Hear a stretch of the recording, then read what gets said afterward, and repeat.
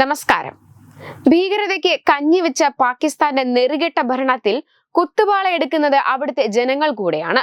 ഇതിന്റെ ഞെട്ടിക്കുന്ന പല വാർത്തകളും വിവരങ്ങളും ഓരോ ദിവസവും പുറത്തു വരുന്നുണ്ട്. എത്ര കിട്ടിയാലും മതിയാകാത്ത പാകിസ്ഥാൻ ഇപ്പോഴും ഭാരതത്തിനെതിരെ പദ്ധതികൾ മെനയുന്ന സാഹചര്യമാണ് നമ്മൾ കാണുന്നത്.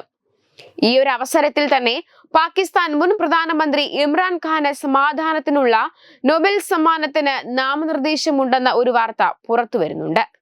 കഴിഞ്ഞ ഡിസംബറിൽ സ്ഥാപിതമായ പാകിസ്ഥാൻ വേൾഡ് അലയൻസ് അംഗങ്ങളും നോർവീജിയൻ രാഷ്ട്രീയ പാർട്ടിയായ പാർട്ടിയേറ്റ് സെൻട്രമിൽ നിന്നുള്ളവരുമാണ് ഇമ്രാൻ ഖാനെ നാമനിർദ്ദേശം ചെയ്തതായി പ്രഖ്യാപിച്ചത്.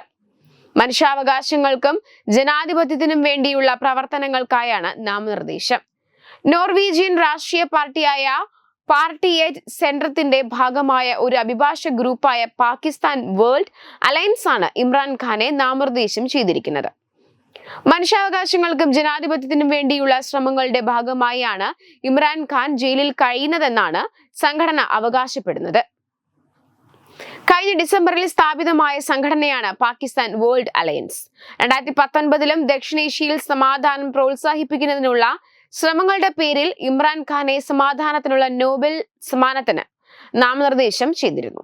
വിവിധ മേഖലകളിൽ നിന്നുള്ളവരുടെ നാമനിർദ്ദേശങ്ങൾ ലഭിച്ചതിനു ശേഷം 8 മാസം നീണ്ട പ്രക്രിയയിലൂടെ ആയിരിക്കും നോർവീജിയൻ നോബൽ കമ്മിറ്റി പുരസ്കാര ജേതാവിനെ തെരഞ്ഞെടുക്കുക.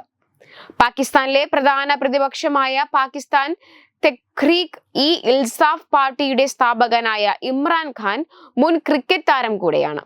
അധികാര ദുർവിനിയോഗവും അഴിമതിയുമായി ബന്ധപ്പെട്ട കേസിലാണ് പാകിസ്ഥാൻ കോടതി ഇമ്രാൻ ഖാന് 14 വർഷം തടവ് ശിക്ഷ വിധിച്ചത്. 2023 ഓഗസ്റ്റ് മുതൽ ഇമ്രാൻ ഖാൻ ജയിലിലാണ്. അതേസമയം ഇത് സംബന്ധിച്ച് നിരവധി ചർച്ചകൾ ഇപ്പോൾ നടക്കുന്നുണ്ട്.